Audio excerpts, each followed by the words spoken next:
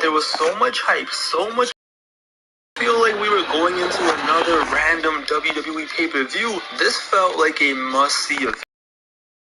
War of words between ECW and WWE. We even had a whole 2-hour special of the WWE versus ECW 4 days before the show, where commentators had beef, where stars from the WWE like Kurt Angle and Big Show defected to ECW, where the night ended in one huge brawl. It was a war. It was literally pick your side. Me as a kid, I was of course all on Team WWE. I thought ECW was cool and all, but nah, I was a chain gang soldier through and through. I was ready. I thought Cena was gonna march in there and just clap everybody in sight. And it ended up being a night that I'll never forget. 14 years later, I'm still here talking about it. 14 years later, it's still one of my personal favorite wrestling shows ever. One of the funnest nights I've ever witnessed as a wrestling fan. It was ECW One Night Stand 2006. The show began with a legend himself, Paul Heyman, in the ring, once again surrounded by his followers. They're bowing down and cheering, and he simply says, "The tribe of extreme has risen again." Oh, the optimism. And it was on. On this night, we got Taz squashing Lawler in 35 seconds. Randy Orton took on the new face of ECW, Kurt Angle. What a change of heart by Kurt. A year ago, he was their arch enemy, and now he's their best friend, chilling with an ECW guard. That's what we're being about. I like it.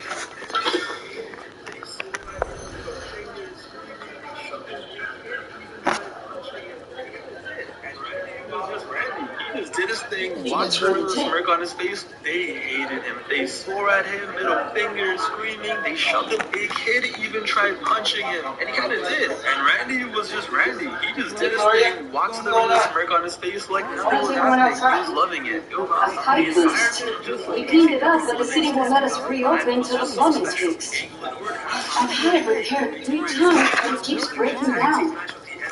You send people to other bee shelters? They're at capacity. Everyone here, they've got nowhere else to go. We're trying to keep people warm and fed in this weather. Anything I can do to help? Yeah, actually. Could you check on the people camped in the park? They don't always open up to management. Happy to. Then get back to your vacation. Work too hard. Then time for the first title match of the evening. Rey Mysterio versus Sabu. The build-up was so cool for this. Rey was in the original ECW, and weeks leading up to this show, Heyman, Taz, and other ECW stars would try to convince Rey to join them. He didn't, so he sent their mercenary Sabu. And when you look at their styles, this was a dream match. This match was awesome. Their styles meshed so well, and this match was so unique, especially for that time. See, you watch this these days, and you're probably like, alright, whatever. But back then, no, this was something different. The spots they were doing were unlike anything we had seen in a WWE World Title match in a long time. If ever, Rey wasn't going to be able to Lori said the city won't reopen the building. They're being unusually stubborn. And they showed up so fast, you can tell us. Less than an hour after the flood. I sound like I should be wearing a tinfoil hat, huh? No, that's weird. Well, listen, thanks for your help.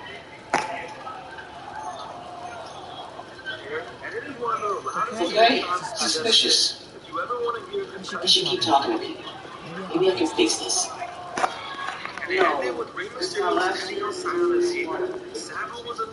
had therapists tell me Rey to the chair, to the ropes, to a flying DDT to the outside, and Rey goes headfirst into the table. Both men just died. They're just laying there. After 9 minutes of just wilding out, they were unable to compete, and the match ended in a no contest. Yeah, well, you set it down to the sheet. Even back as a kid, I thought something. Here, I got you. Thanks, man. I'm trying to keep this stuff dry. I was so worried we'd get it wrong and the flood happened. I even bought a knife. Why did you think that? Bought some guys casing the place. Chased them off, but they just came back. And they up and disappeared right before the flood. Huh. Well, let me know if you need anything else.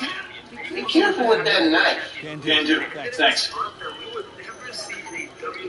Today, watching this match back in 06 as a kid in my mind, and even now, 14 years later, I'm watching this, I'm like, there's some crazy spots. It was a fantastic match.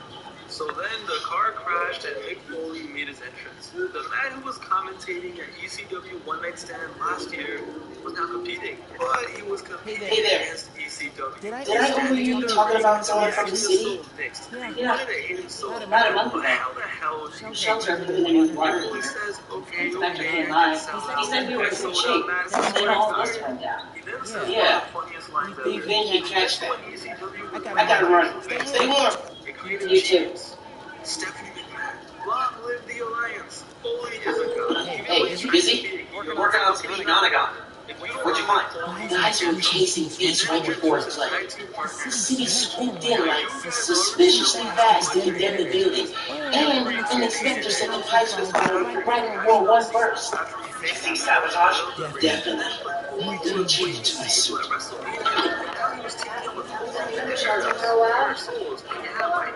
were best buddies. They were going to take on two ECW legends to prove that they were more hardcore than ECW girls. So the Music Kid and Terry Funk walked out with Tommy Dreamer, and surprise, surprise, You say the city will be open shelter with pipes are fixed. valet and now wife. And this match was no longer going to be a 2-on-2, but a 3-on-3 because Beulah and Lita were both in it. And we got ourselves an intergender Extreme Rules match. Now remember the main event of ECW One Night Stand last year? How it was extreme, violent, and just crazy?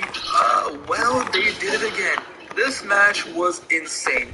Alright, first of all, you have Terry Funk. Terry Funk was old in the 90s doing just crazy. Now in 06, he's 62 years old, about to wild out again. And then you have Beulah, who hadn't wrestled in 9 years, but yo, you know she's hardcore. So when Tommy Dreamer and Foley were both insane, this was unbelievable. Trash cans, street signs, ladders, 62-year-old Terry Funk falling off the top of the ladder. Then you got a table wrapped in barbed wire, which was brought out, and that did damage. Foley was just tossing out barbed wire like it was a toy. It was just violent. I don't know how to describe it. Poor 62-year-old Terry Funk was getting abused, screaming, "My eye, my eye!" Throwback to his classic of Lawler back in the day. Yo, Funk was bleeding like it was Niagara Falls. It was just pouring out blood. It was actually hard to watch. It got to the point where they had to bring out doctors and they carried out Terry Funk. So now it was a 3-on-2. Poor husband and wife got destroyed by a bat wrapped in barbed wire. Yes, Barbie was back,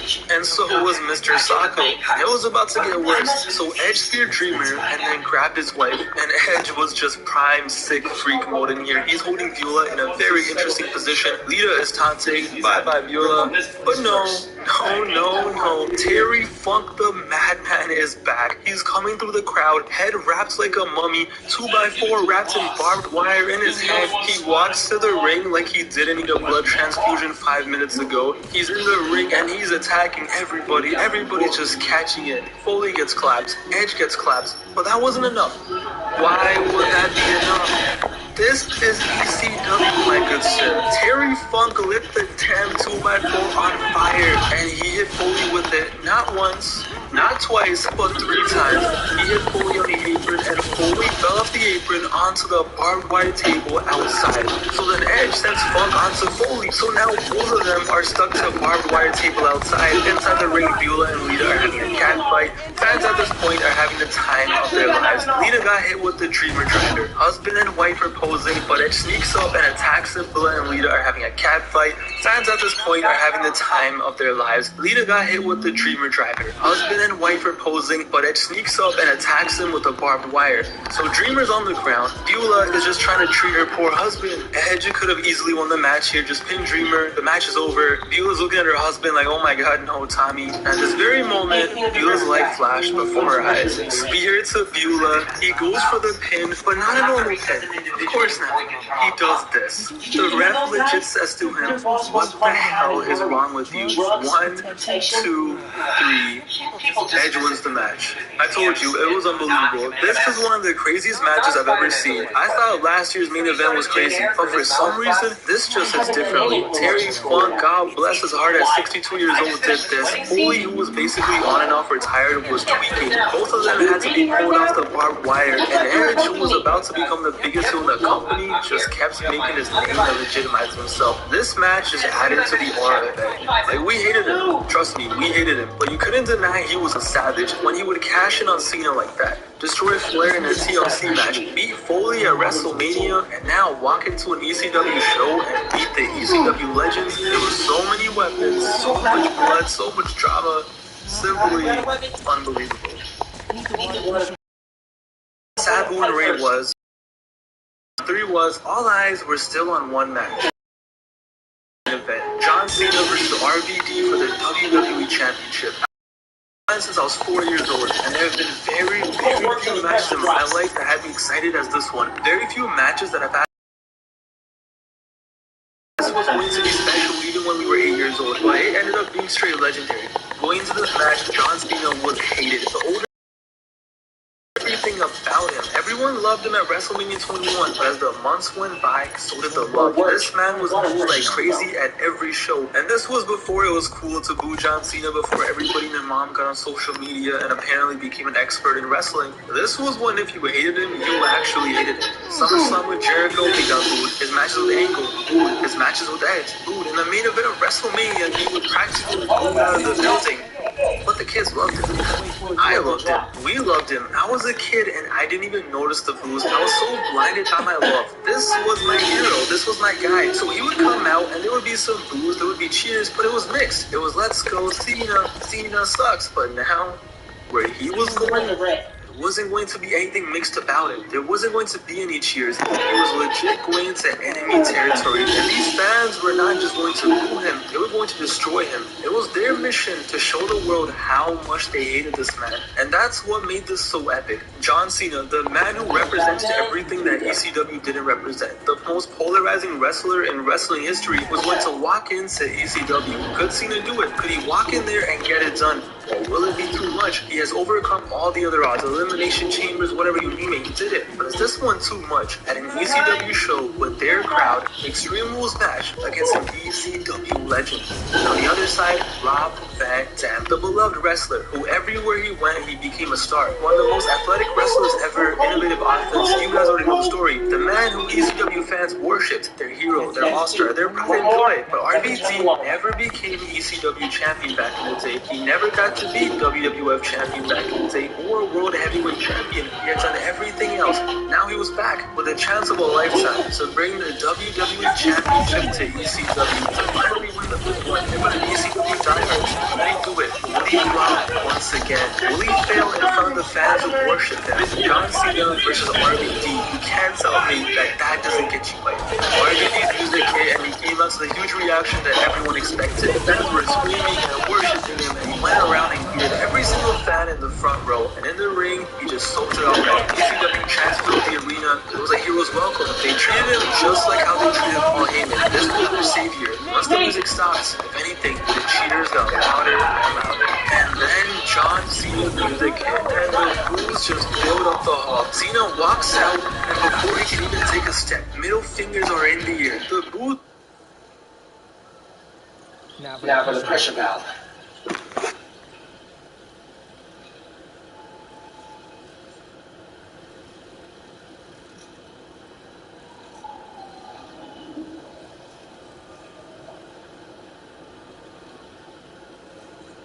Don't even stop her and louder. And then John Cena's music hit, and the boos just filled up the hall. Cena walks out, and before he can even take a step, middle fingers are in the air. The boos don't even stop after the initial wave. The boos are raining down for the entire entrance. John Cena is looking around at 2,500 people booing him, cussing at him, disrespecting him. This is one of the hardest entrances I've ever seen in my life, simply because of this one part. He puts the belt in the air, he puts his head down, and he just walks to the ring through the hate, head down, doing his thing. The fans are swarming him, hating him, and head down, belt in the air to the ring, just ignoring all the hate. He gets in the ring, does his pose, and as his hands go in the air, so do the middle fingers.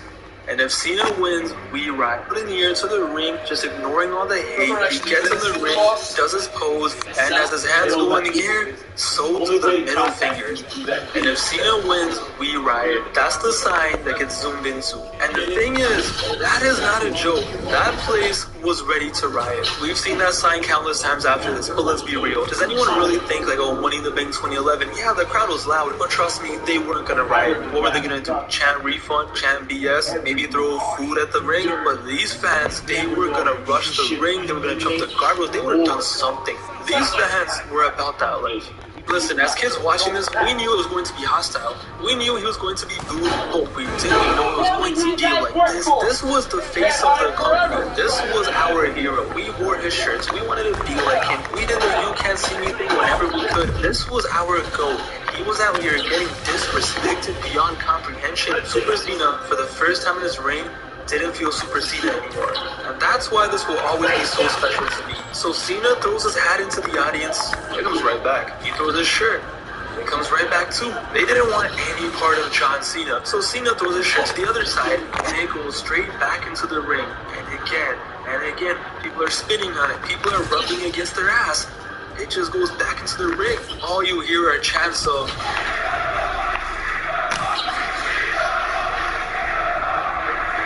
Cena looks visibly shook, and if Cena looks shook, what do you think us idiots who are his biggest fans were looking like?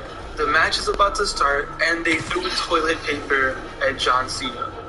Toilet paper. And Cena is just there like, okay, this was iconic. They locked up, and the crowd starts chanting, Cena swallows. The match got going and Cena hit him with a suplex as the crowd chanted, You can't wrestle. What I love about this match, other than the obvious hype, the build up, the environment, the crowd, but John Cena played his role perfectly in this match. He worked that crowd perfectly because as the match went on, the more and more he started to act like a heel, fight like a heel. He didn't wrestle like Super Cena, played his role perfectly in this match. The match got going and Cena hit him with a suplex as the crowd chanted, You can't wrestle. What I love about this match, other than the obvious hype, the build up, the environment, the crowd, but John Cena played his role perfectly in this match. He worked that crowd perfectly because as the match went on, the more and more he started to act like a heel, fight like a heel. He didn't wrestle like Super Cena. It was a totally different Cena match than we had ever seen. Cena was shoving RVD into the crowd, moving more methodical and slow, just getting the crowd all riled up. When they were in the crowd, there was a sign that said F you Cena. So Cena grabbed that sign, put it in front of RVD, and then punched RVD. So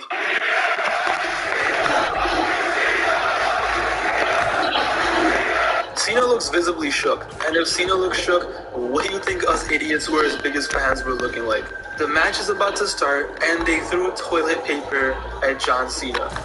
Toilet paper. And Cena is just there like, okay, this was iconic. They locked up, and the crowd starts chanting, Cena swallows. The match got going and Cena hit him with a suplex as the crowd chanted, You can't wrestle. What I love about this match, other than the obvious hype, the build up, the environment, the crowd, but John Cena played his role perfectly in this match. He worked that crowd perfectly because as the match went on, the more and more he started to act like a heel, fight like a heel. He didn't wrestle like Super Cena. It was a totally different Cena match than we had ever seen.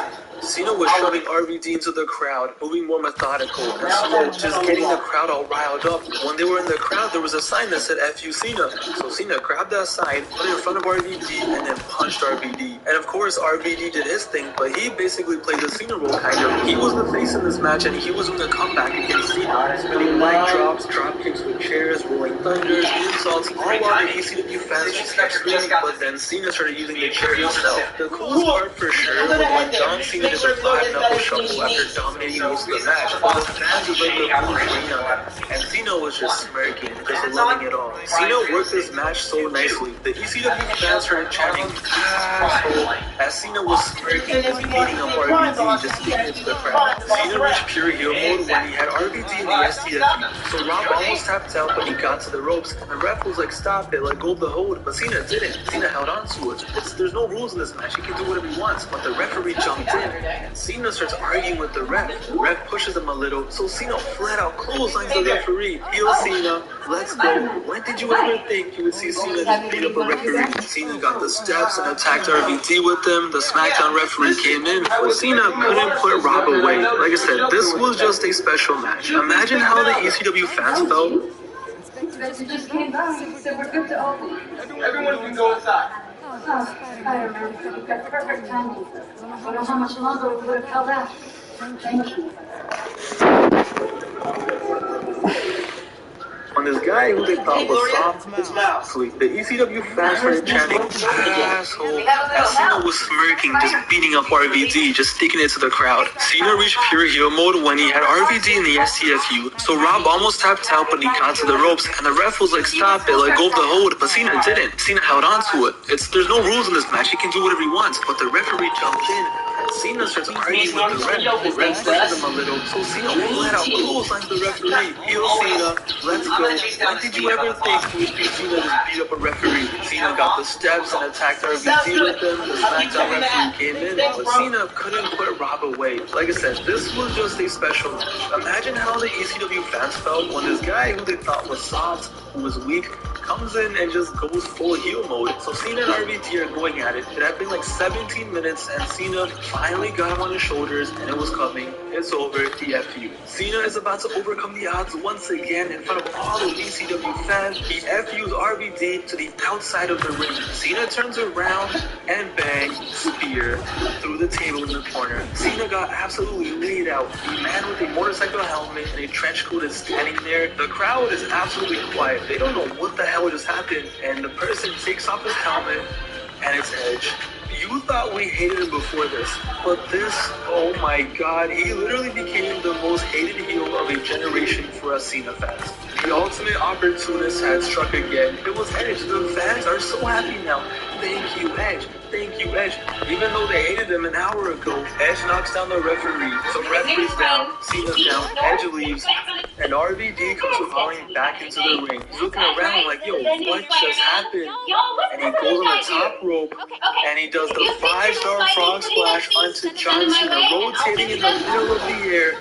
There's no way, right? RVD isn't going to beat John Cena. He can't do this. The referee's down. He's trying to wake up the referee, but out comes Paul Heyman. Paul Heyman is running for his life, yelling, Rob, Rob. So RVD pins John Cena. Paul is counting 1, 2, 3. RVD beat John Cena for the WWE Championship at an ECW show. The WWE Championship was now the ECW Championship. Super Cena was dethroned, one of the best matches in WWE history. The fans just went nuts, and us Cena fans were just there like, what just happened? This was such a special moment that I don't think anyone who watched this will ever forget. The fans were partying like it was 1997. Edge has screwed Cena again. Second Money in the Bank cash-in, second time Edge screwed Cena. That moment though, it was just special. It didn't even matter that it wasn't technically a clean win. Who the hell cares? A win is a win. And ECW was back. And RVD was finally champion. The ECW wrestler rushed the ring. RVD was in the crowd celebrating with his fans, and then his wife, RVD, did it. ECW did it. This was just wow. Whether you were a kid who was a Cena diehard like me, or if you were an ECW diehard, you knew you saw something special.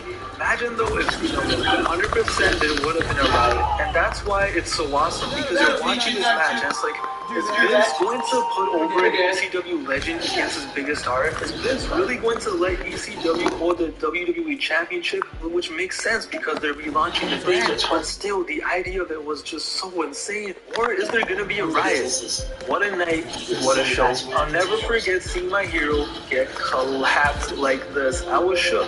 Wrestling was never the same for me after I watched this. When this night ended, it looked like ECW was going to be something. There was going to be this hybrid mix of WWE and ECW with Angle and Big Show, RVD as champion, Sandman and Sabu. It had promise, but then it sucked. The relaunch of ECW failed. You know that, I know that. No point of going over it, but it sure had promise. Sometimes I just wish if maybe we just got a few good months out of it. What if RVD didn't get pulled over? What if Angle stayed? What if ECW just didn't flop? But we'll never know. But what I do know is ECW One Night Stand 2006 was a legendary show.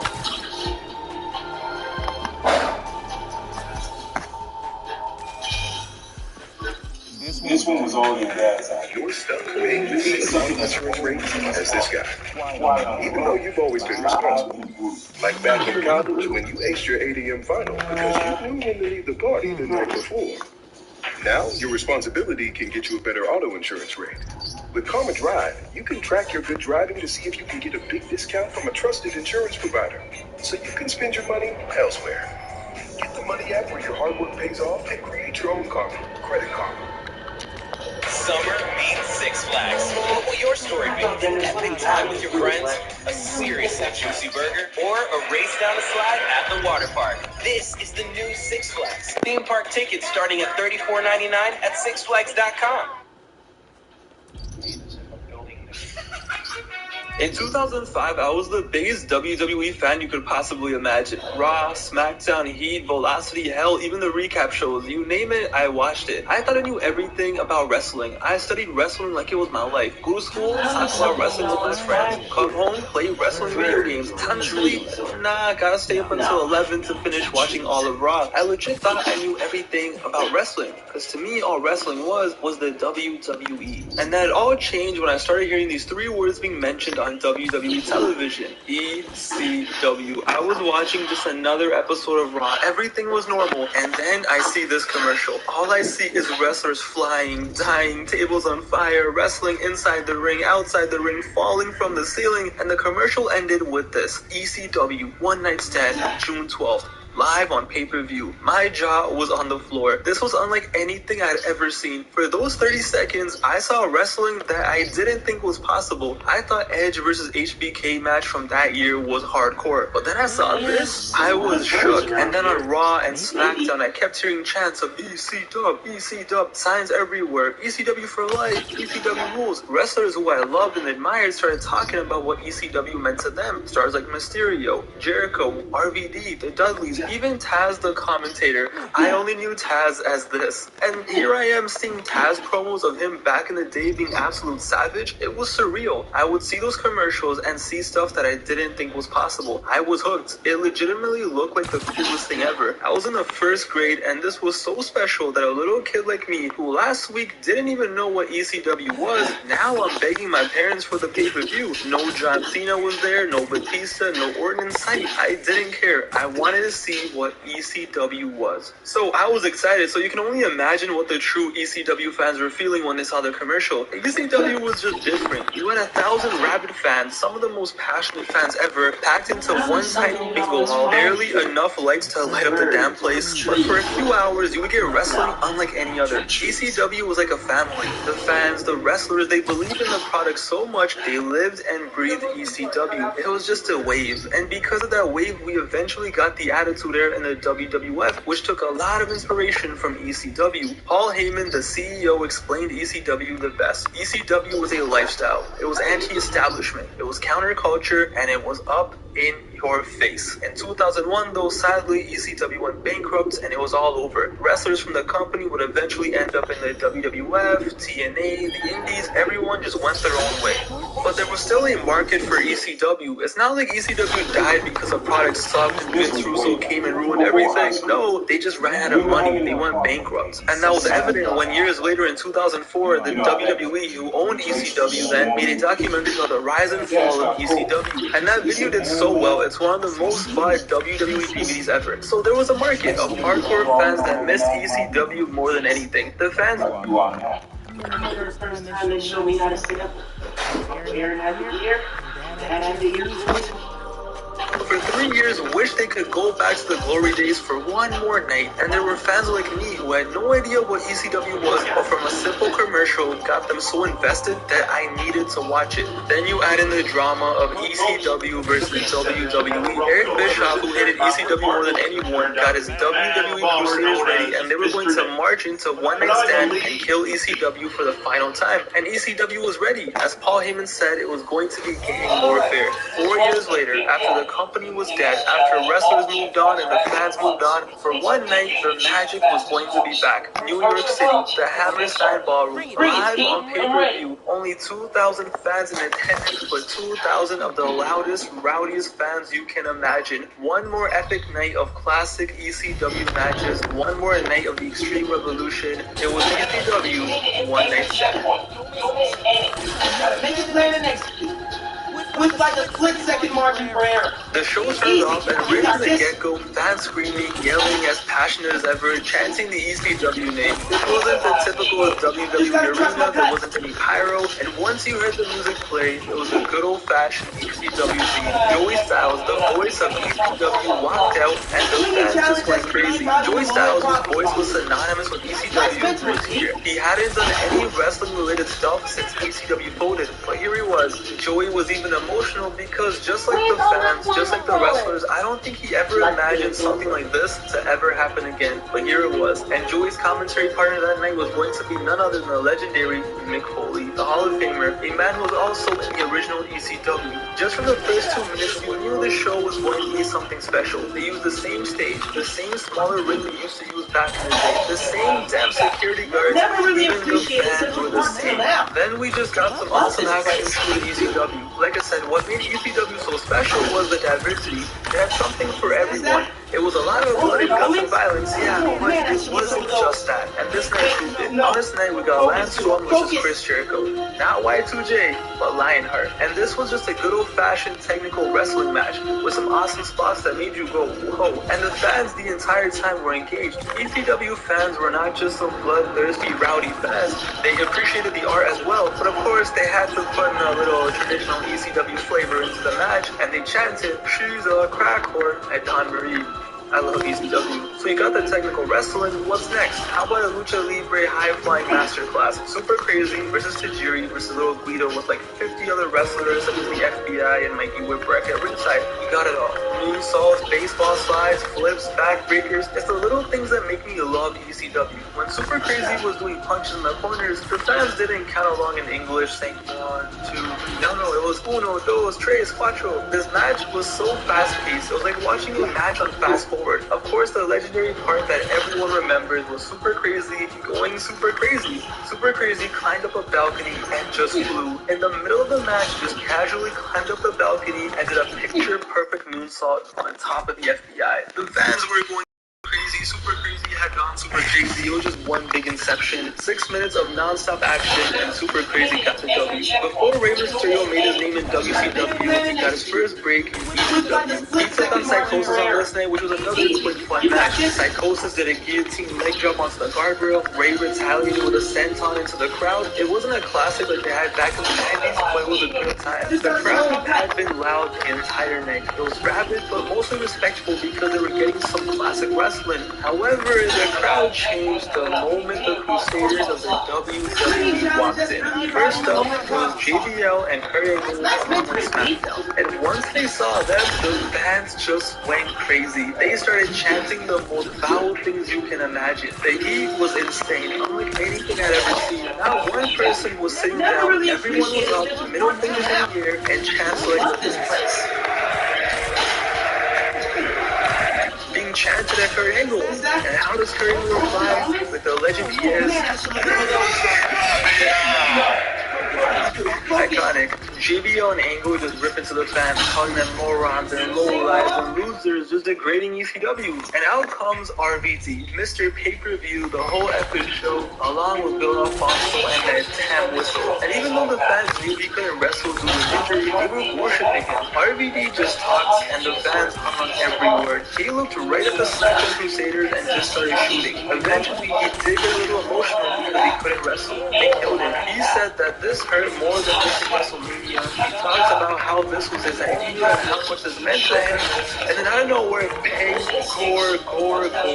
Rhino out of nowhere destroys an injured RVD, and he's attacking his leg. RVD is screaming. Rhino wants to do some crazy damage, so he takes off his leg brace, and then the lights go out. The crowd starts screaming, and no, this wasn't going to be The Undertaker. Nah. The lights are back, and it's Sabu pointing to the ceiling. The ECW legend, RVD's former tag team partner, one of the craziest wrestlers ever, filled with scars on his body from all of his wars in ECW. It was Sabu.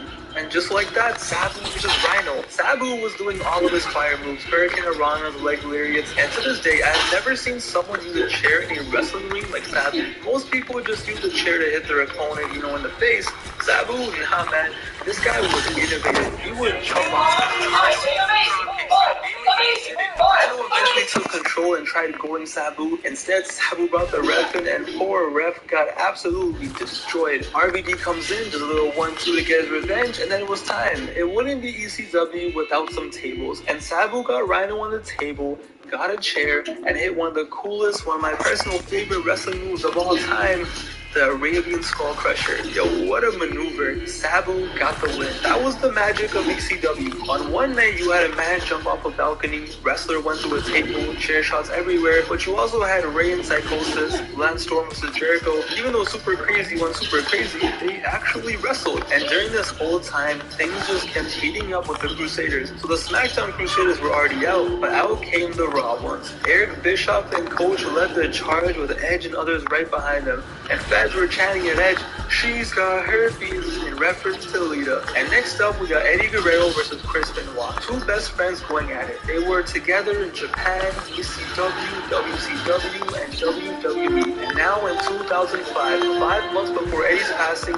here they were once again. And this was fantastic. Two of the all-time greats going at it for the final time on pay-per-view. It wasn't the epic encounter people may have expected, but it was a damn-fine match between two of the greatest wrestlers of all time. ECW, like I said many times, has something for everyone. You know what ECW didn't have, though?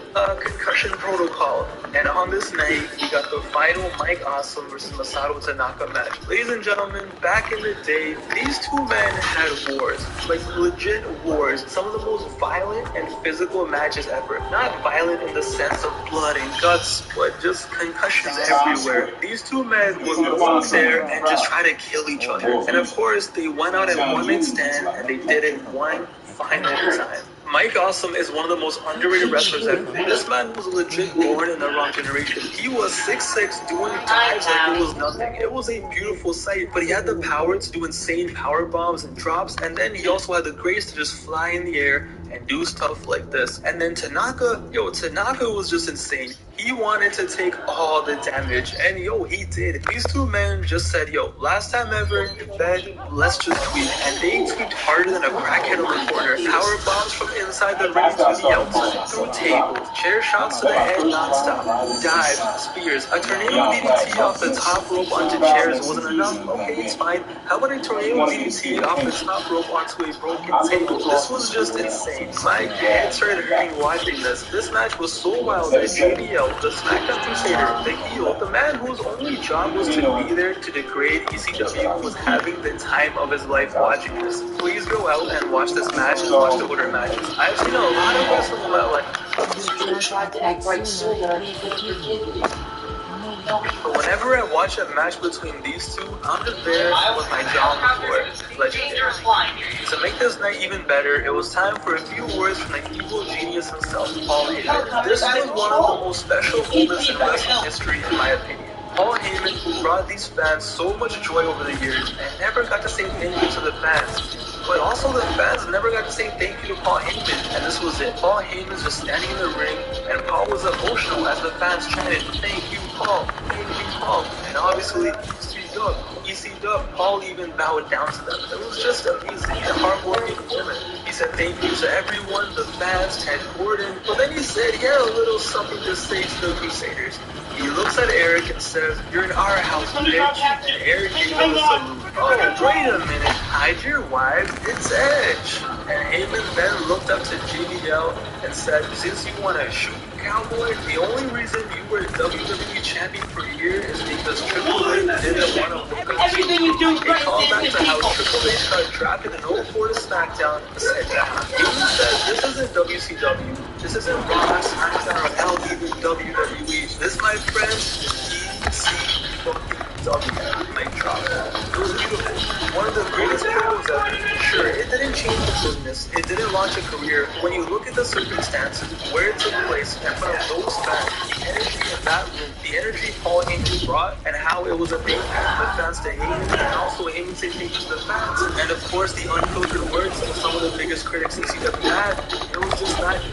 And then it was time for the main event of the evening. Out came one of the greatest tag teams of all time. The team that would casually incite riots at ECW shows, wearing their classic tie-dye. It was the Dudley Boys up against the man who loved ECW more than any other wrestler. The man who was synonymous with ECW. None other than his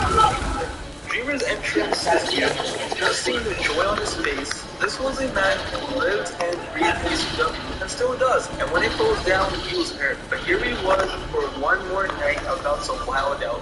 You can see him mouth the word wow with just the biggest smile on his face. You can tell how much this meant to him. This meant the world to him. But the coolest moment was when he was standing there and his reaction was enter Sandman hits. The fans erupt louder than they had been all night, and all you see is Sandman standing on the balcony, surrounded by fans, holding a Singapore game beer. Fans are bopping their heads to the music, jumping up and down like it's a rock concert, and Sandman makes it way down. One of the greatest entrances ever. The crowd sings along to each and every word, and I get chills just thinking about it. As Sandman drinks his beer and walks up to the ring looking like the coolest person ever, pouring beer everywhere, bashing the can to his head. The man was busted wide open before the match even started. This was vintage ECW. The fans were in a frenzy, and like I said, I just get chills. This is simply iconic. This was ECW. This is one of the greatest entrances ever. Sandman is just piling out. He's plastered. He's ready for more. He's challenging the Crusaders to come down, and here we go. It was going to be a war. The Dudley Boys versus Tommy Dreamer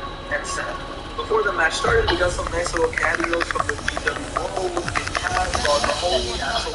They came out, did a nice little brawl, and it was a fun way to give us some cameo spots without having a match for them. But then it was time for war. And oh man, did we get it. Cookie sheets to the head, cheese grater to the feet, Sandman wilding with the ladder, Dreamer going full out Terry Funk mode and spinning around the ladder on his head, trash cans and chair shots, sentons onto ladders, Singapore canes, of course. It was violent, it was bloody, it was insane.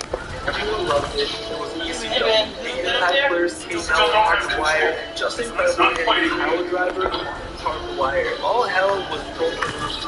Francine comes out and she kicks Dreamer down low. So who comes to help a bloody Tommy Dreamer? Yula McGillicuddy, Tommy's actual wife. And here we go. We have a cat fight in the middle of the match. Couple rules right here. Get yourself a bay who you can hit DDTs with. It was exactly what I wanted when I saw the ECW commercial. Also, I love the shot right here. It's just amazing. On this night, we got technical wrestling and high flying. We had a little taste of hardcore. We had a physical war, but this was the grand finale. This was why ECW was changed from Eastern wrestling to extreme wrestling, and they didn't disappoint. So the Dudleys got a table and powerbomb Sandman through the table.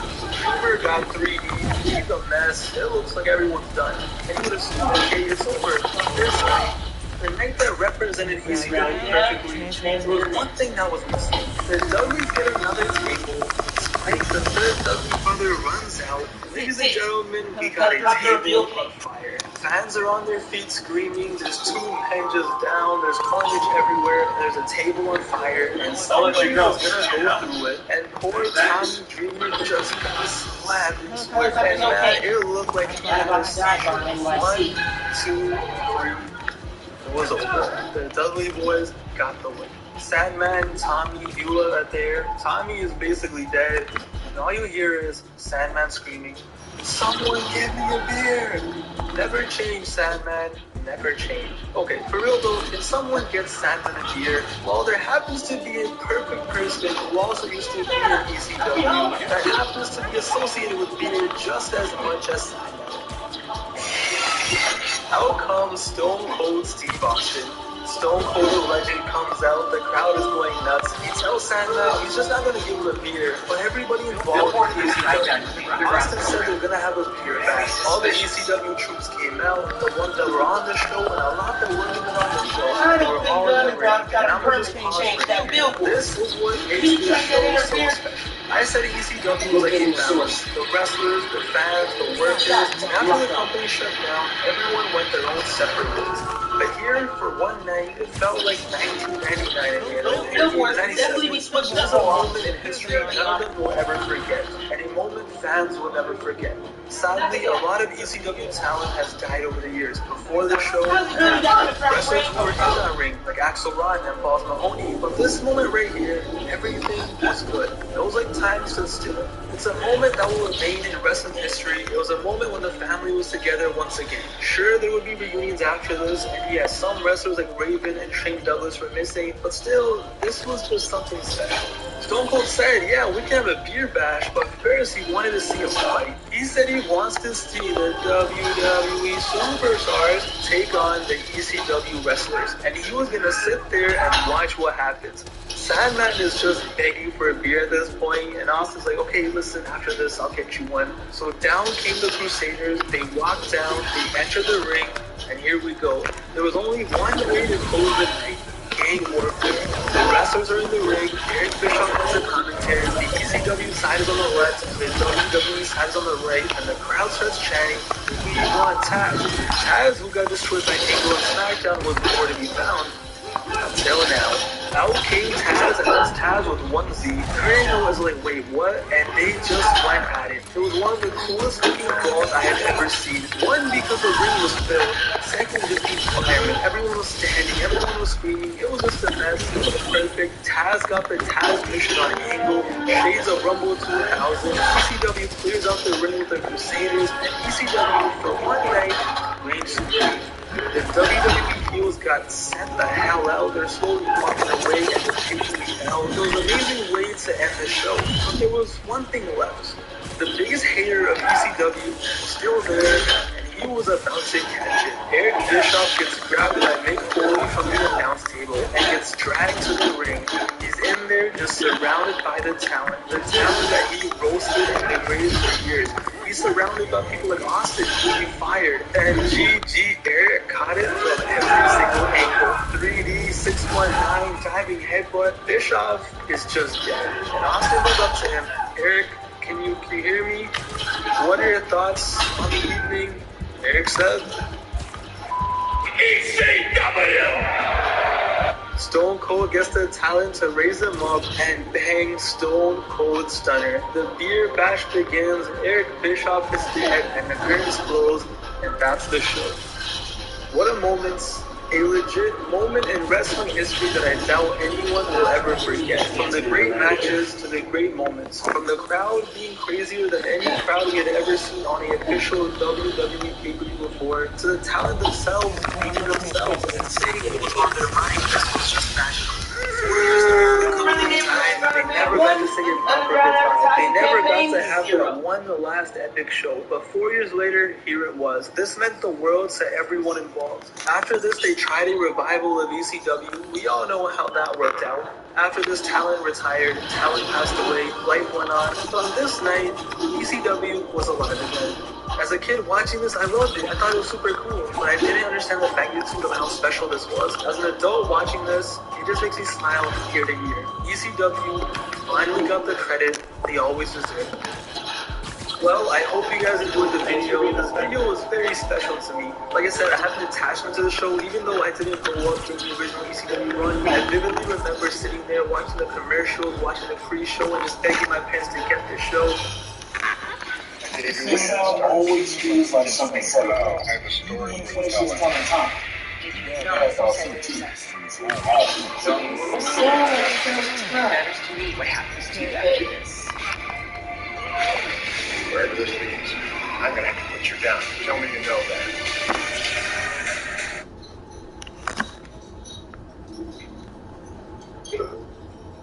In wrestling and in life, there have always been what ifs. What if WCW won the Monday Night War? What if John Cena turned heel? What if I didn't get curved on Instagram every time I shot my shot? And back in 2008, there was what if Jeff Hardy was given that main event push? Yo, Jeff Hardy was our guy, and I mean everyone's. Jeff Hardy to this day is one of the most beloved wrestlers ever. Yo, when he came out doing his weird ass dances, you best believe every kid watching was doing it too. Yo, Jeff Hardy was just cool. He wore face paint, he had colorful tattoos, he had those neon arm sleeves, he had a badass theme song, he jumped off everything and anything in sight, but most importantly, he just did his thing. However, the issue was, Jeff Hardy was always seen as that mid-card guy. Due to various reasons, he was always in the IC champion, tag team champion bracket. He was never given those big main event pushes, even though everybody and their mom loves him. To be honest though, it was mostly his fault. He had been a liability for most of his career. However, in 2008, it was Time for that push. 2008 was the year of Jeff Hardy. He had ups, he had downs, but it all led to Armageddon 2008, the biggest night of his career. Now, I'm not going to give my opinion about Jeff Hardy's personal choices, what he did afterwards, his lifestyle, etc. I'm just here to talk about how much of a great moment it was and what built up to it. So, let's go back in time. Let's go back to 2008 and see what made that night so special. Time. Celebrating. Dating back to the early 2000s, everybody knew that Jeff Hardy was going to be a star. He was a part of one of the most beloved tag teams of all time with his brother, and whenever he was up against main event talent like Triple H or The Undertaker, the fans were behind him like their lives depended on it. However, issues outside of the ring really messed up his career. In 2003, his issues with drugs really got to him. So Jim Ross, who was the head of talent relations at the time, told Jeff, "Yo, either go to rehab or you're out of a job." Jeff didn't go to rehab, and instead, he went home. He was 26 years old and was supposed to be the future of the WWE, but he had just been fired by that same company. He was young, he was talented, and the fans loved him. But it was over. So this led to Jeff Hardy going to the Indies, and he even appeared at an ROH show, but the fans just hated him. Chance of you got fired. He was booed out of the arena. Luckily, in 2004, he found himself in another company. He found himself in TNA, and he was there for 2 years. And all it was, to be honest. But once again, he became a liability. He was still popping pills, and eventually began to no-show TNA shows as well. So then, in 2006, he was released by TNA. So by this time, he had been fired from the WWE, hated in ROH, and released from TNA, and he was about 28 years old. For all intents and purposes, this could have easily been the end of his wrestling career. All these years, he had still been a liability. But then, the WWE took his hands with him.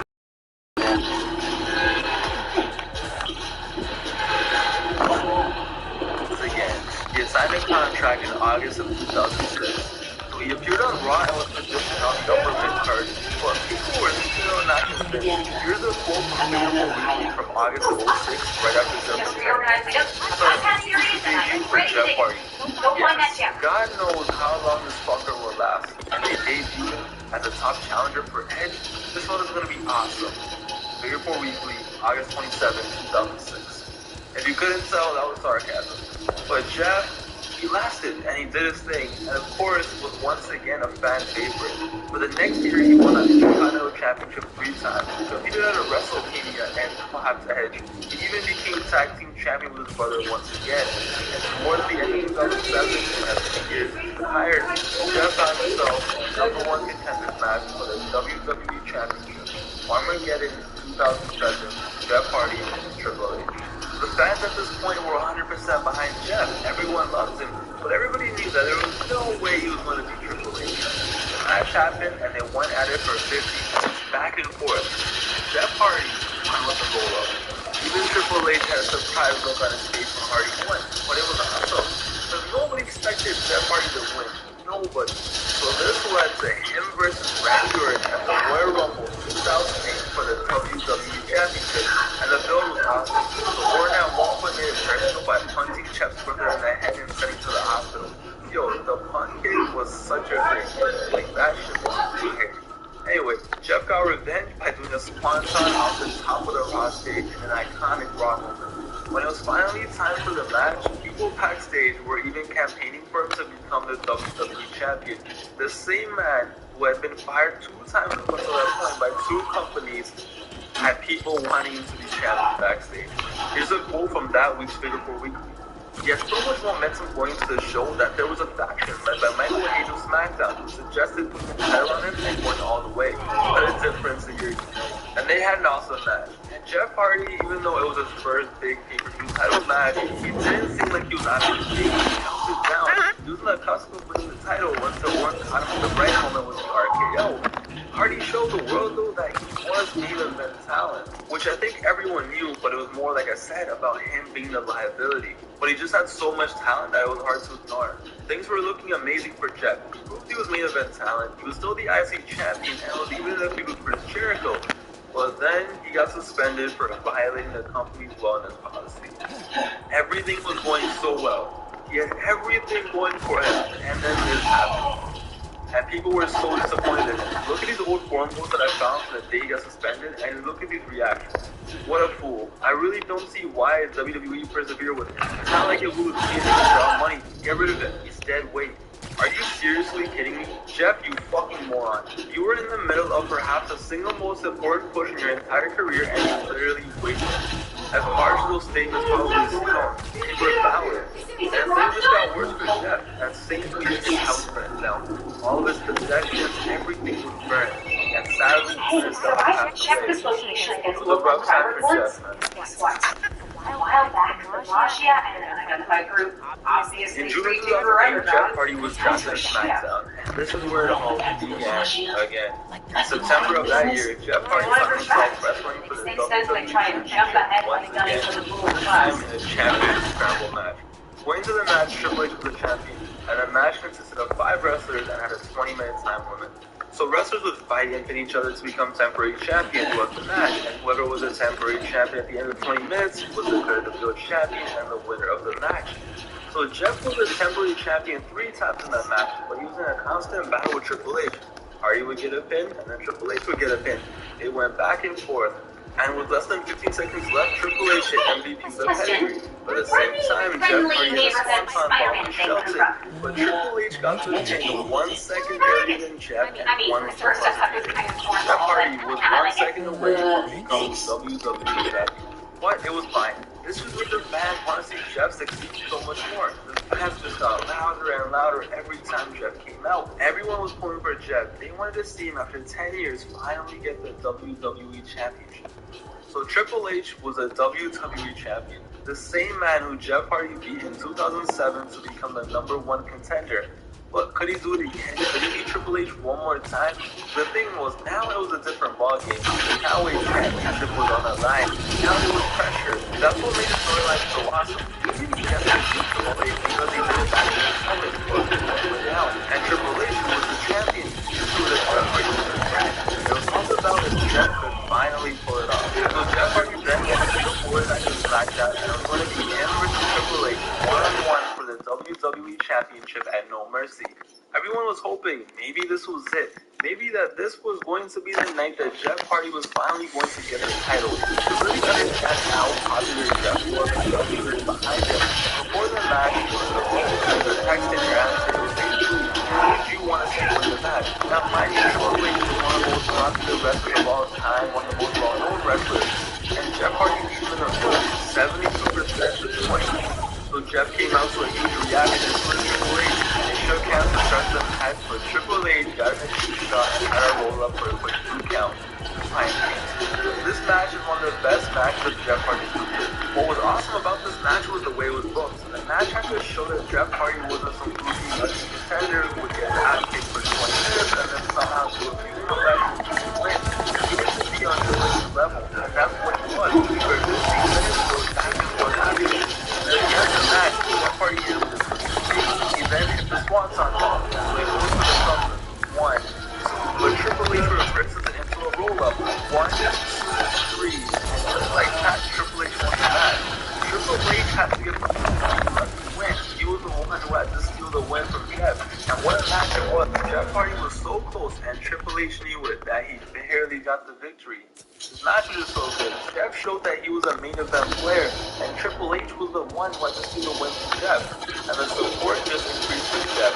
Just like how SpongeBob and Patrick needed water in Sandy's dome, the fans needed Jeff Hardy to win that title ASAP.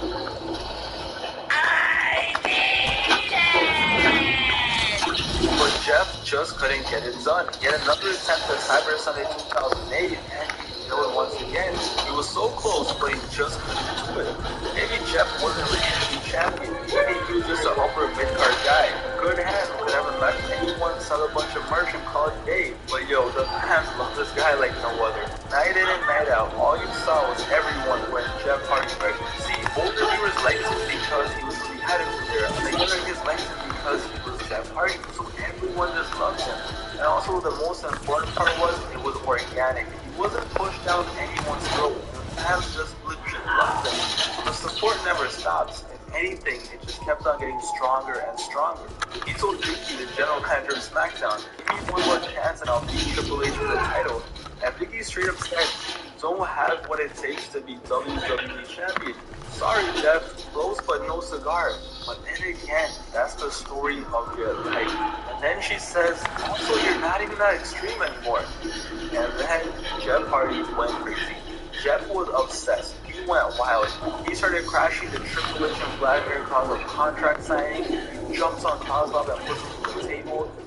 And then in the middle of his tag team match with Triple H against Miz and Morrison, he just randomly got chairs and just started wilding out on them, chasing Morrison out of the arena.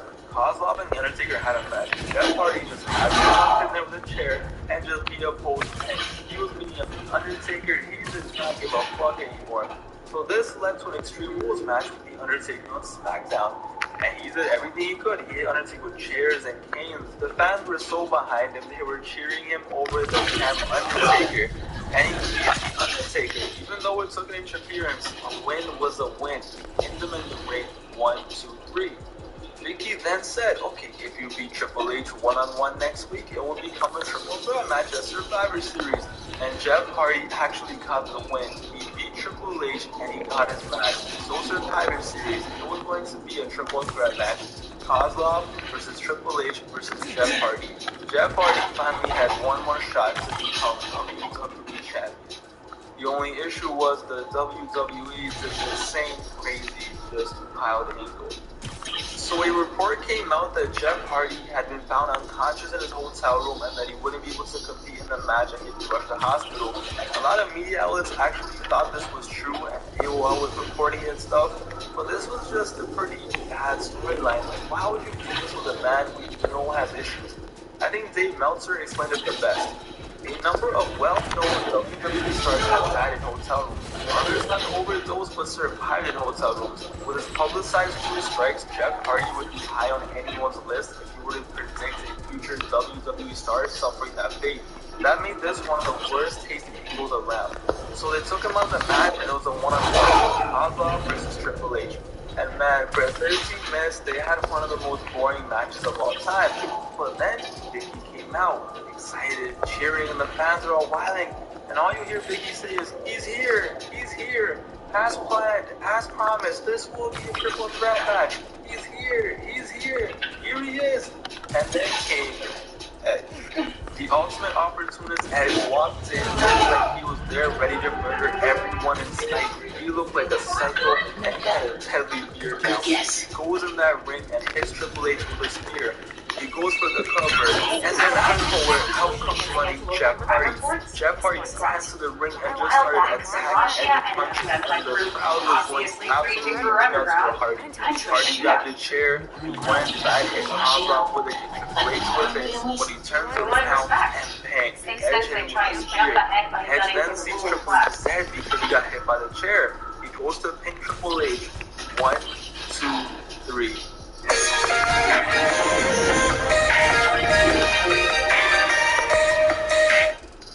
And Edge won the title. Edge simply walked in, took advantage of the situation. Jeff Hardy, who had been there for a month, just grinding, wilding out, doing whatever he could to become champion, didn't matter, because Edge just casually walks in, takes the title, and leaves. And the worst part was, it was Jeff's chair shot that won Edge the match. Jeff Hardy failed once again. For the next few weeks, every week there was something going down. Triple H and Jeff Hardy kept trying to kill each other. Jeff Hardy thought that Edge was the one who attacked him, but Edge kept saying, it wasn't me. It was a person who had the most Triple H. But Triple H simply tells Jeff, you were never a big enough blip on my radar to warrant an attack. And things just got personal. Jeff Hardy hated Triple H, he hated Edge, he hated everyone. All he wanted to do was be WWE champion. He didn't care who he had to beat or what he had to do. So it's going to be a triple threat match. Armageddon 2008.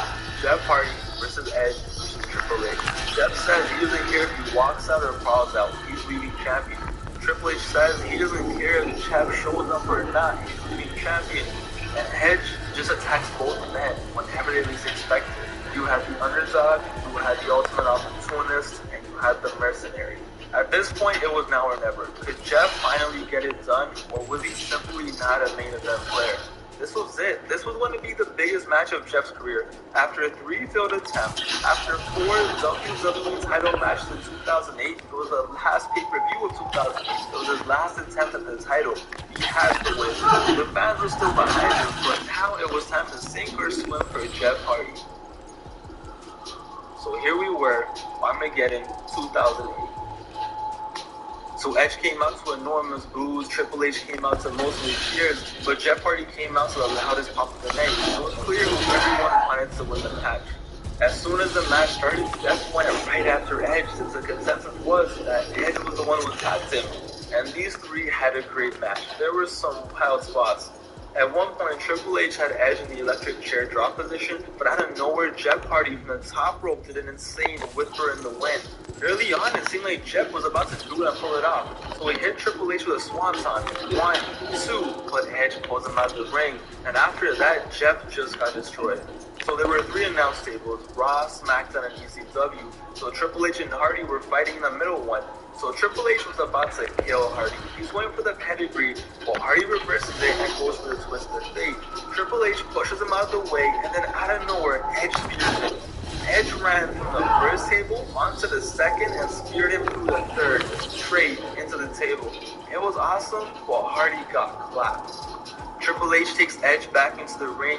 He grabs him and he hits him with a pedigree, and it's like, alright, it's over. Goddamn, Triple H was going to win, wasn't he? But then our Lord and Savior Vladimir Kozlov shows up to break the pin, and he starts attacking Triple H. But then Matt Hardy shows up to fight Kozlov. So Triple H is down outside, Edge is down inside the ring, and Matt Hardy and Kozlov are fighting. And then somehow, Jeff runs in, goes on the top rope, and he's about to hit Edge with a swanton, and the crowd is going nuts. Jeff is about to win. But goddamn, Vlad pushes away Matt, and then pushes away Jeff from the top rope. I thought you were our savior, Vlad. So Matt and Vladimir Kozlov end up fighting back. So it's back to 3 men in the match, and they're all down. So Edge and Triple H are slowly getting up, and bam, spear by Edge. 1, 2, but no, Triple H kicked out, and Edge is shook. He just hit his finisher, and it didn't mean anything. So he goes to get chairs, and he wants to finish this match, and he wants to end Triple H's fight. So Edge gets the chair, he places one on Triple H's face, gets the other one ready, and he's about to mash Triple H's brains in.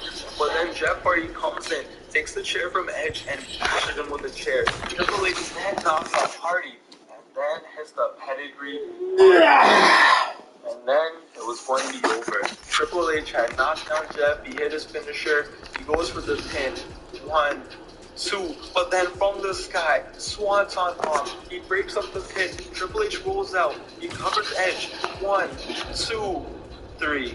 Jeff Hardy won the WWE Championship. After a 10+ year career, after everything that happened to him, from firings from 2 different companies, getting booed at ROH, getting suspended, houses burning down, after all of that, after failing to win the title countless times, he finally did it. Jeff Hardy won the title.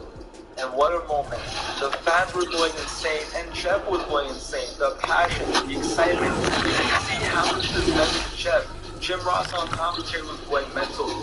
We saw his evolution. There were people who were kids when he started wrestling who became adults, and they saw him grow up, and we grew up with him. You know what I mean? It was just a beautiful moment.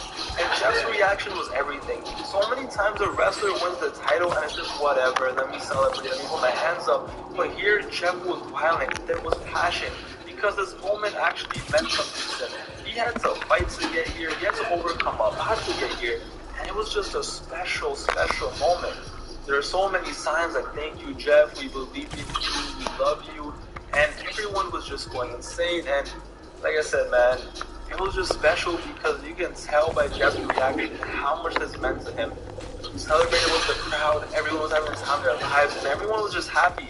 People weren't even leaving, they just wanted to see him celebrate because they waited so long for this, and they were so happy for him.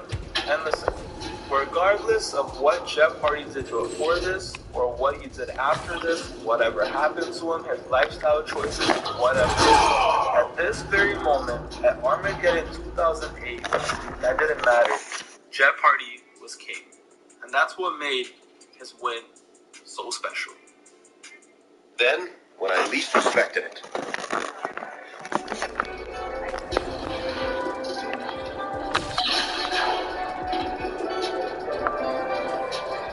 Wait, what? I never hooked up at weddings. Well, here's the thing. Those big romantic moments, they're great when they happen, but they're not real. Exactly. But I know now it's just a mirage. Wedding goggles. Exactly. And that, in a nutshell, is why I'm not putting the moves on you. You can do the moves. Believe me. You know the moves. People tend to believe they would know the moves. I have a solution. Interested? And to preface this, we're not going to send you tonight. Less interested. I'm saying, I'm here, you're here, it's big romantic wedding. Why don't we just dance and have a great time? And then when it's over, never see each other again. Tonight, we will make a memory that will never be tarnished. And then, robed in gray, we'll look back on this night, and it'll be perfect. You can call me Buttercup. Buttercup? I'm Lando Calrissian. Wait. Let's do all the single ladies in this joint a big favor and steal the bouquet. Yes. We'll need a diversion. Yes!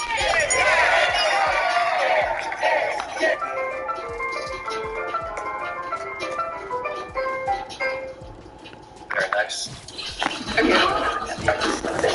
If we kissed, all of this becomes real. Okay. All that's left is examination. Shoot it down. I will use exactly.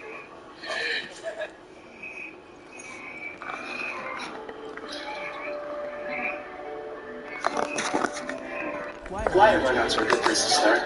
There's plenty of those crates. So what do you want to do next? Don't think. First thing that comes into your mind. Old. Whoa! There she goes.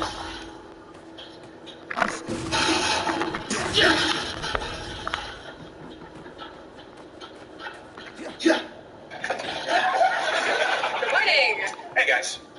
Just gonna ignore that. Thank you. I wish you could stay. I know you too. I have to go to work and you've got meeting. Oh yeah. I'll later put the during. Bye. Oh, that's not good about me. Oh, come on. The 18th can't get here fast enough. Wait, the 18th? Oh, crap. I can't believe I forgot this. I'm gonna be out of town on the 18th. Oh. Well, just wait until you get back. There's no point in not rushing to this. Yeah. What did you explain? 75th in Amsterdam. Victoria, have you ever cheated while in a relationship? Wow, good question. It's okay. Well, I was in a really crappy relationship in college, and I wound up kissing this guy at a party one night, and I felt terrible about it, so I broke up. Naturally. My first solo batch. I think those need to stay in the oven a while longer. Here's a professional tip. If it's still runny, it's not a cupcake. It's a beverage. Yeah, well, things with Victoria were fun and easy and uncomplicated. I've just been offered a fellowship at a culinary institute in Germany. Hello? Hey, I have a question. How do you feel about cats? Cats. Hated the musical, love the animal. Good to know. Okay. Goodbye. What I to give you? This. This is what happens when you two let them finish baking. I want you to stay. Somebody say beauty success. Oh my gosh! It's perfect! Oh, this dress is totally going to be I think you are the coolest. I'm so glad that we're friends. Oh, no way, you're the coolest. No, you are. Okay, I am. We can sit around and cry, or we can run and do awesome air kicks before our leg gets chopped off. Wait, so we're sharing the leg? And no, the leg is a metaphor. How could the leg be well enough to do awesome air kicks one day and get supposed to be sick and he's chopped off the next? Well, I'm glad we got to spend the day doing awesome air kicks. Yeah. I was almost too tired for all the sex.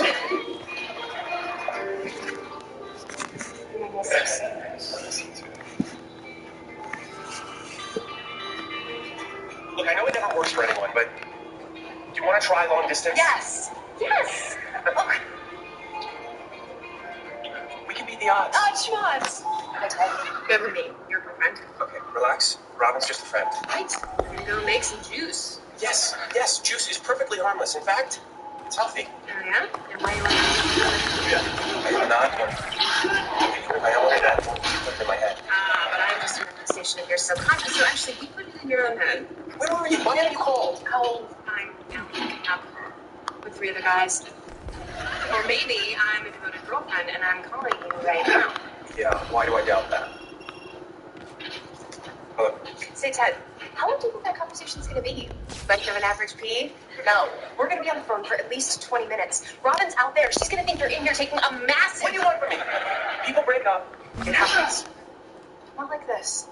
Not from the bathroom of the girl we're about to speak. I know this is the more gray area, but it's Robin. I'm exhausted. I'm exhausted from pretending I'm not in love with her. Oh, please, you just want to get laid. Yes, I do. You got me. That is exactly what I want right now. It's happening. And if you have a problem with it, don't be in Germany. It's been nice pretending to talk to you. That's not your fault. Hey, Ted. Hey, kiddo.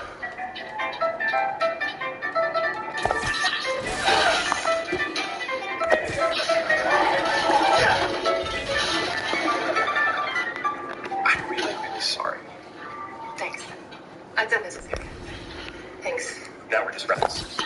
No, I mean, would that be weird? I mean, if you hung out every day, that would Do. still not be weird. You don't know anybody that hangs out with their ex-girlfriend. Well, Barney does. Robin. You don't all 3 hang out together. All the time. And we have to do that tonight, and I've got a sink full of dishes my assistant did not clean. My assistant did clean. Ted. Yeah, you too. Wait. Let me get this. What did you even say? Victoria? That's a big Leaving fate. I believe you're about to give a big speech on fate. Well, I do. Well, this is So why great. don't you You know trophy what else is getting room? clean along with this cupcake tray? My conscience. You got anything else you need to atone for? My oven needs cleaning. No. Nothing else. Not yet, anyway. Samaj never nailed down the I'm sorry. concrete enough. I told you that way earlier. No, it's fine. You don't think it was going to happen. Like 1%. Guess I I'm can head laying in out. a box. I got a whole drawer just for socks. Be nice. You should probably go. I don't know, that sounds pretty good. I'm serious. I feel like I misled you. Crap! Madam, I came here to watch your Hey, relations. Nothing more. way out the block. You were living in Germany and we were doing this long distance thing. Wasn't there Klaus in your class? There was a Figure it out. And you and Klaus were close. Not that close. Yes, you and Klaus from your class were quite close. Kind of close. Was that your class? My class? In your class? My class? Is your That class old the kind of elevator class will be my ticket out of here. You Just single need some juice. before you and Klaus started dating? Oh, how long? Well, we broke up in April, so a day and a half.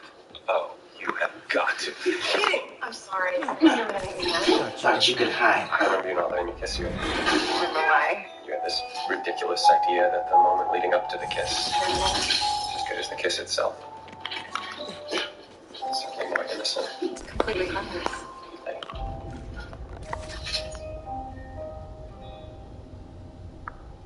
I got it. Oh, no.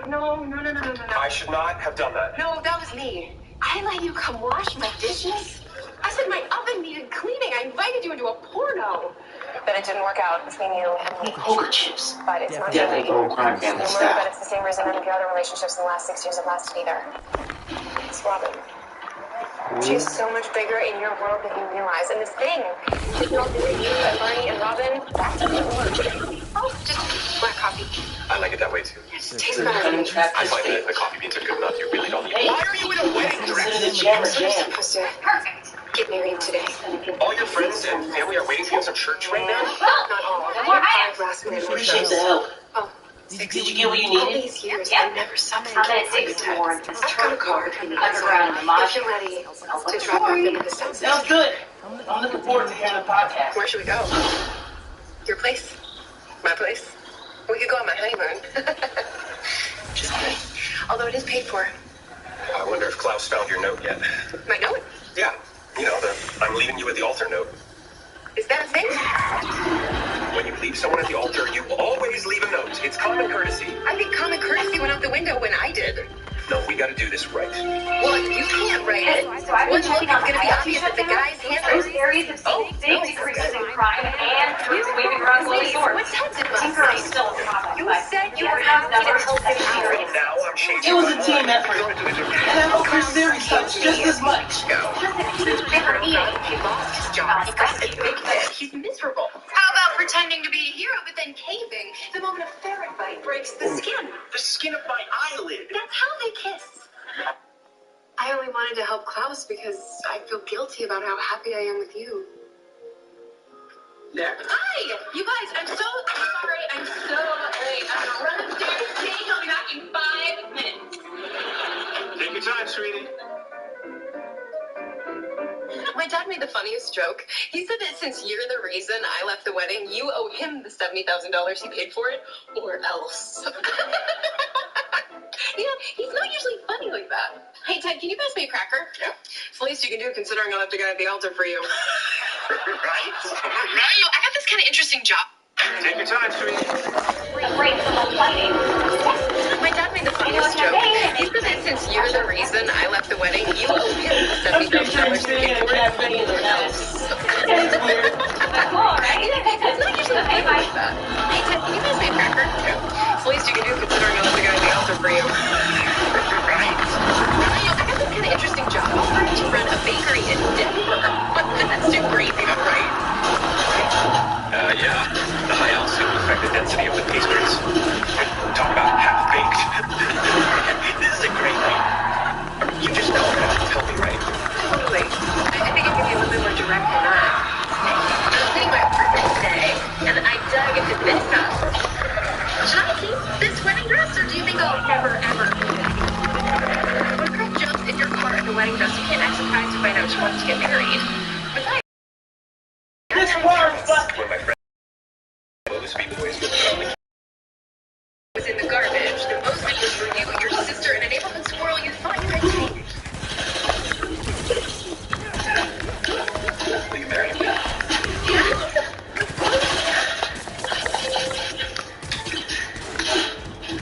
There's just one thing. Be David. You can't prove this, Robin.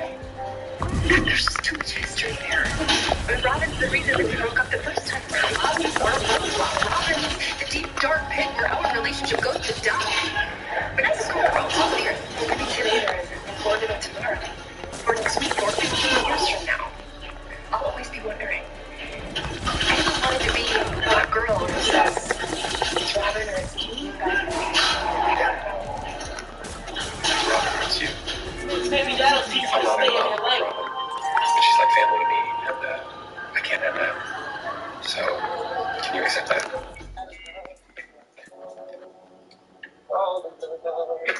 I really hope you get her something. Unbelievable. And I assume this is all in hopes that Robin will ditch her own wedding and run off with you? What? No, I would never. You would never run off with a girl on the day of her wedding? Right. Okay, that's fair point. Right. There's a dime here at the bakery all over again. We've been waiting for hours. Thank you. To this bakery, what kind of... You want me to send you some chocolate truffle Streuselkuchen? Yes, please do that. A rich backstory that the movie didn't really go into. Why don't you just skip the part?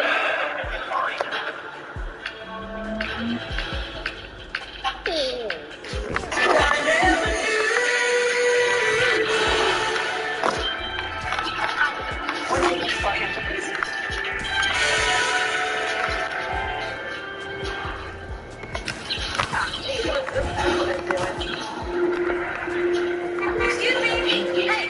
You guys need a lift? Shut down another reactor. Wisconsin. No, Minnesota? Planning an overseas trip with your wife. I'm seeing a feisty redhead who loves art. She just got a job in Europe. Total shot in the dark, but... Maybe it was like, I'll get out right here. You're not good. I'll just messing with you. I rode the train with your wife. She told me all about you. You must see Marshall. This is my band. I started it. And if anyone gets inspired here, it's you, Darren. So hit the bricks. We're down down the stairs. Same deal as before. You power it, then I'll open it. And the hitting's not helping. I'm sorry, I just met this baby and he needs a hat. New plan. Linus, if at any point tonight you see me with an empty glass. Kennedy package. It's a very popular choice this weekend. Thank you, Linus. I had to get a degree in economics. So, to answer your question, that's how I got here. I meant, how did you get here from the subway station? Oh, well, I'm only asking because I just moved to town. I don't even have a place to live yet. You need to charge it. Yeah, you do. Generator's power. Are you sure? You just met me. I could be a serial killer. What's the chances that we're both serial killers? I have a confession. I don't need a place to live. I saw your ad for the roommate, and I really wanted to help you. I'm a huge fan of your band, Super Freakonomics. Oh my gosh, really? Can I help you with that? Overriding the law. Wow. Thanks, that's information. No problem. We can help you or stop the train from going off a cliff. You're much cuter. Back down on the main floor. Just that. Wow. I'm sorry. Good night. But you believe this? I like you. Sure, you can buy me a drink. How many keys do you? Just. You want to watch a bunch of heads explode, walk into a board meeting, and mention the election. I think room number 6. We're being held at this station until further notice. I gotta sober up.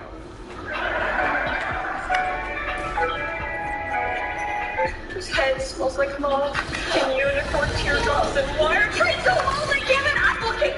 Hey, are you okay? No. You can do. Do you want a cookie? You just took a cookie from a stranger on a train. Could be drugs or poison in there. Let's talk about it, Lacey. You know what? I don't care if these are I call them some bitches. Target of life.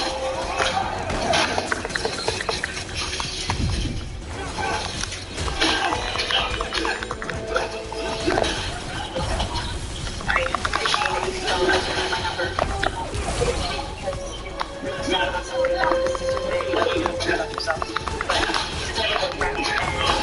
Pretty sure I heard you call Burger. Go ahead and not give me my number.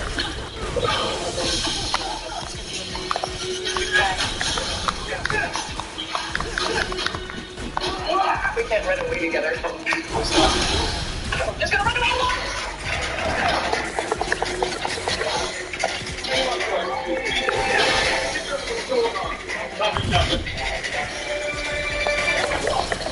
So sorry.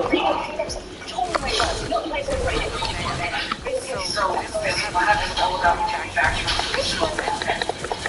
Cover up our As a kid, I was like, I don't think the rest of magic creatures do that. out of the ocean.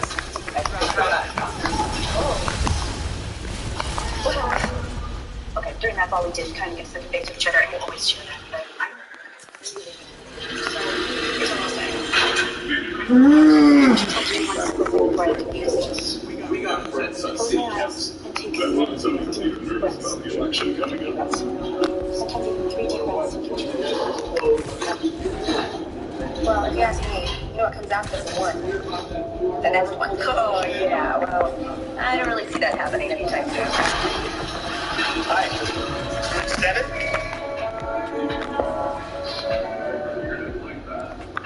Excuse me. Hi. Hi! The best man! Yeah, get in! Okay, sir. Hi. Oh, okay, thank you. Great show tonight. Oh, thank you. You're Cindy's ex-roommate, right? Yeah, and you are the professor. I took one of your classes.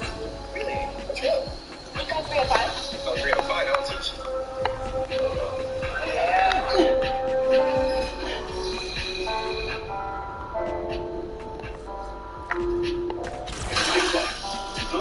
Slow down.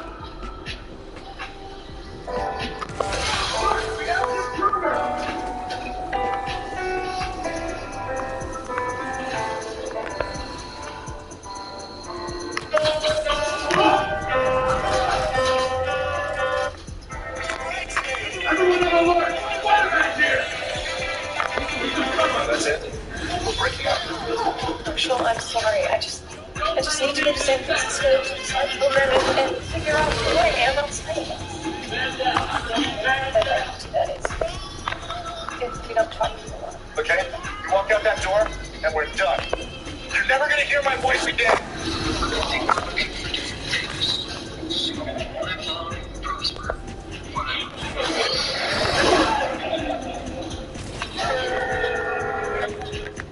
I want to break up. I don't think you're the one for me.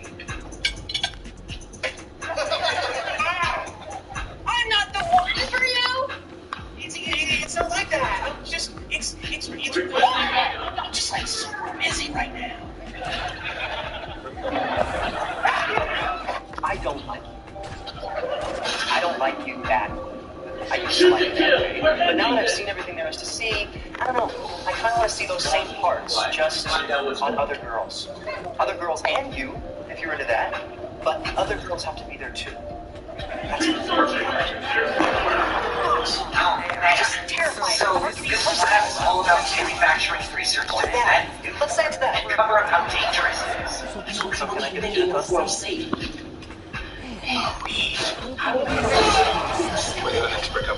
Just one of those machines, just like the sound of the ocean. It's not You real. run out of constants. Ixnay. You know, Ixnay on what? I'm feeling it. Not feeling what? Like the friends and stuff. Oh, if that's what you want, I totally understand. We need to talk. I like you. We're pretending this works, but it doesn't. And I'm getting a little bit frustrated. So maybe we can go back to just being coworkers.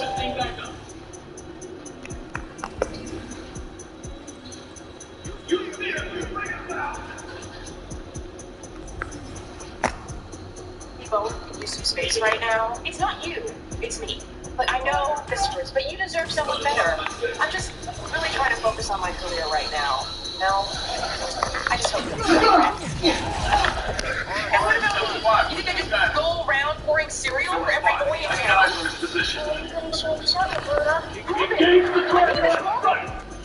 But the bird, remember? Whatever. Sure. When I go off to college, that's the entrance. There's still so much I want to do. Chicago.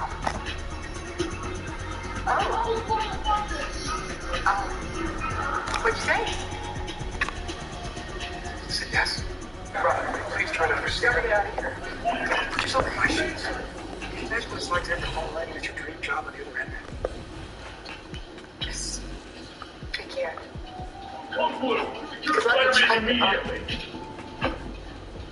We really need something this complicated to get married.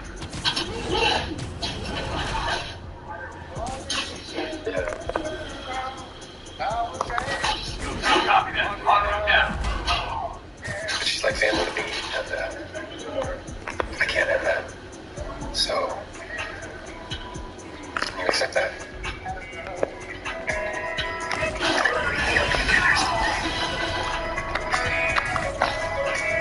If I give you a house right now, there was an exit ramp right here at the 3-year mark. Would you take it? I love you, Bob. And when we got married, I made a vow that I would always tell you the truth. We got divorced. All right. What do you have to say for yourself? Sometimes things have to fall apart to make way for better things.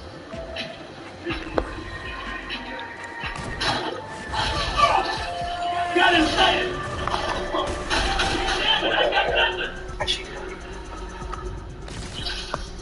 I don't even know how to react. I don't get any second chances. You will always be. Was this a one-time thing? Can you tell me it didn't mean anything? No.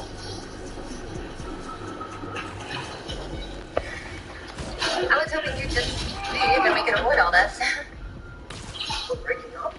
What about the peace corps? Yeah, all this granola business, it's just a tape. It's older. Successful. Check it out. I got it. Yeah,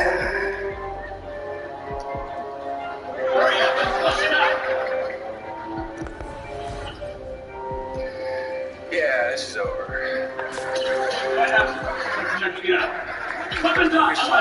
But no one looks late, so I wouldn't go over to Oh my god, thank you. But now I'm so going to do this. Oh, yeah, I wouldn't worry about that. That's handy. Later.